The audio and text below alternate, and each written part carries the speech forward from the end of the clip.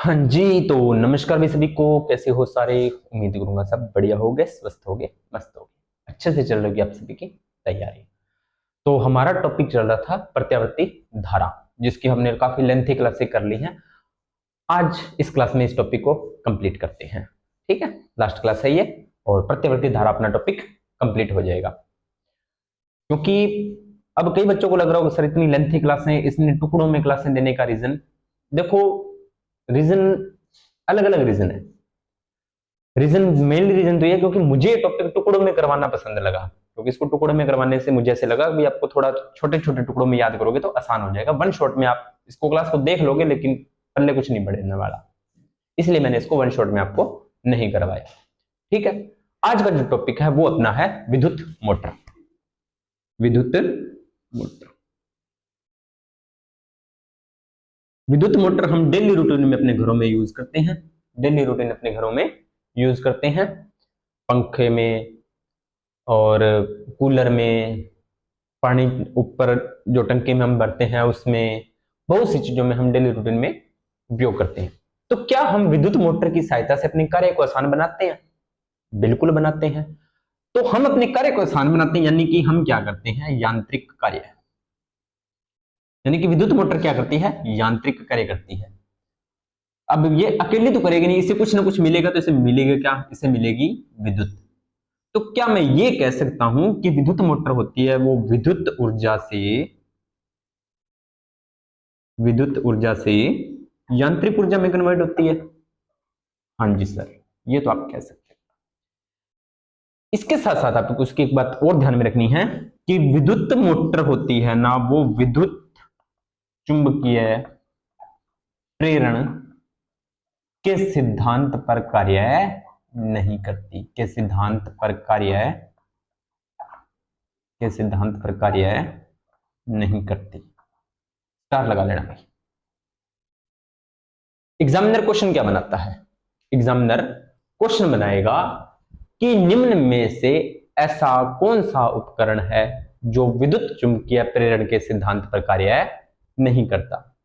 तो ऑप्शन दे देगा। Option A आपका transformer, option B dynamo, option C loudspeaker और ऑप्शन डी विद्युत मोटर। तो आपको क्या टिक करना है?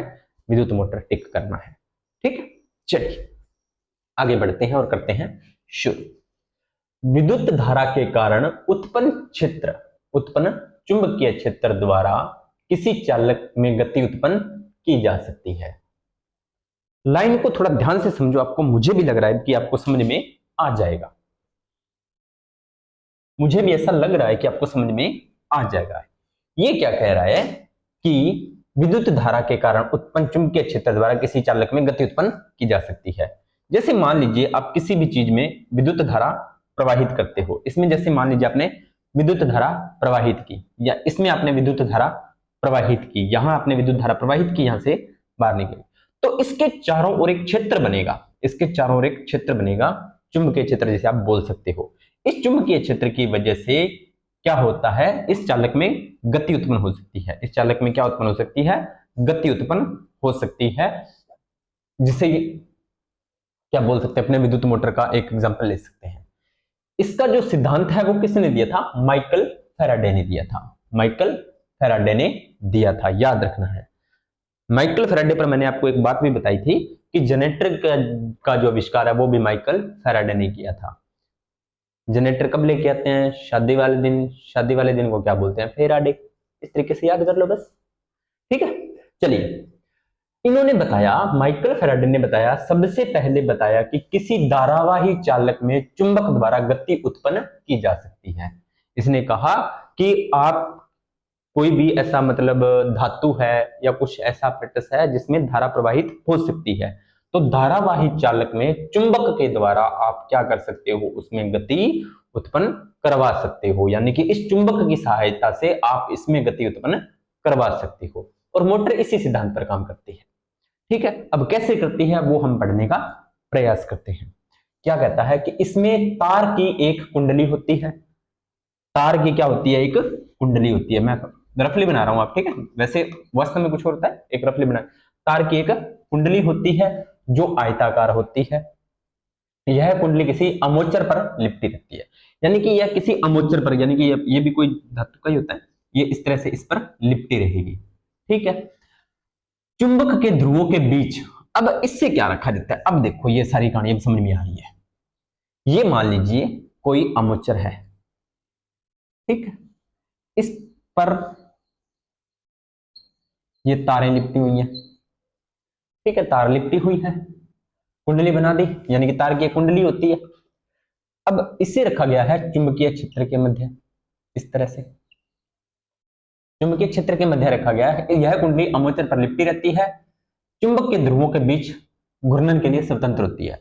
अब ये घूमने के लिए, यानी कि ये जो अमोचर है ये घूमने के लिए स्वतंत्र है। घूमना का मतलब ये नहीं कि इस तरह से घूम जाएगी, इस तरह से नहीं, मतलब ये अपने ही अक्ष पर। घूर्णन का मतलब होता है कि अब जैसे ये मार्कर है, ठीक है, इस तरह से है, अब जैसे ये अपने अक्ष पर घूम रहा है, इस तरह से ये अपने ही अक्ष पर घूम रहा है, तो ऐसी गति आपकी क्या कहलाती है, ऐसी गति आपकी कहलाती है घूर्णन गति। कैसी गति कहलाती है, घूर्णन गति। तो मोटर भी, विद्युत मोटर भी ऐसी तो घूमती है, वो लगातार इस तरह से घूम रही होती है, घूम रही होती है, और हम अपना उसका कार्य वो आसानी से कर लेते हैं। ठीक है, तो इस बात का मतलब ये है कि चुंबक के ध्रुवों के बीच धुरी पर घूर्णन करने के लिए जो आपका आर्मेचर होता है वो स्वतंत्र होता है।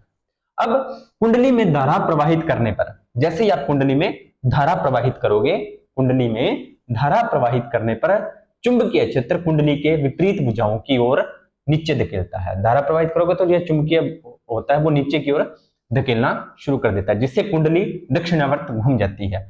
अब ये कुंडली कहां घूमेगी, दक्षिणावर्त। ठीक है, दक्षिणावर्त घूम जाती है, लेकिन द्विक परिवर्तक ध्रुवता में कुंडली के आधे घूर्णन के बाद परिवर्तन आ जाता है। द्विक परिवर्तन यानी कि जैसे कुंडली आधे घूमेगी तो ये इधर वाला भी घूमने लग जाएगा, इधर वाला भी घूमने लग, इस तरह से ये परिवर्तन के कारण भुजाओं पर लगने वाला बल उल्टा हो जाता है, और इस तरह लगातार घूर्णन होने से विद्युत मोटर गतिशील हो जाती है।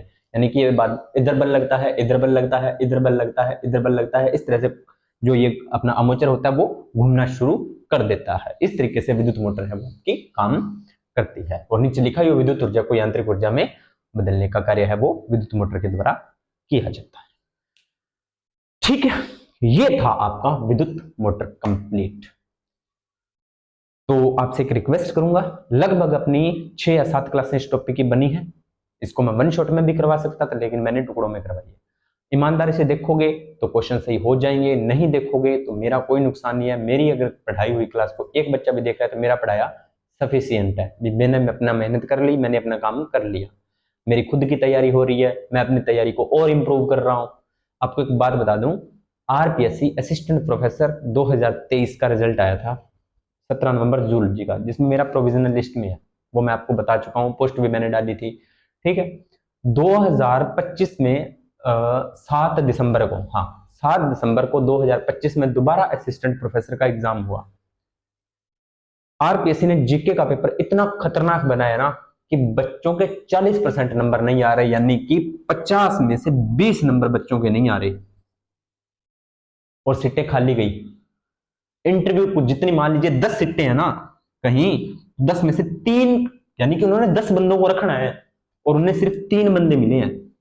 अब ये 3 इंटरव्यू देने जाएंगे तो इनका फाइनल सिलेक्शन श्योर है, कोई नहीं रोक सकता।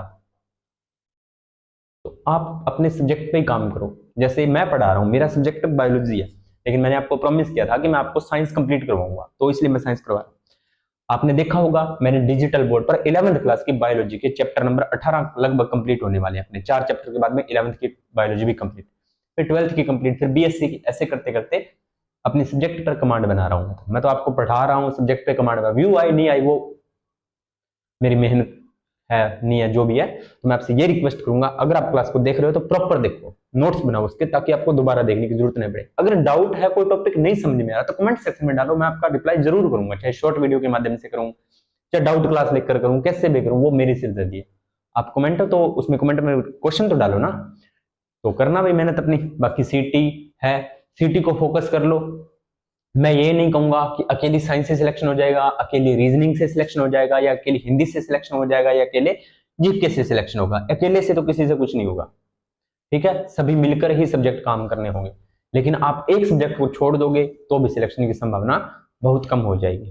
तो साइंस के लगभग 20 से 25 क्वेश्चन आने हैं, जो मैंने आपको लगभग करवा दी हैं, साइंस लगभग अपनी कंप्लीट होने वाली है हर कंपटीशन एग्जाम के लिए। मैं ऐसे नहीं भी सीटी के लिए अलग करवाऊंगा, एलडीसी के लिए नहीं, एक बार जो करवा दी वो सफिशियंट करवा दिया, दोबारा पढ़ने की जरूरत ही नहीं है।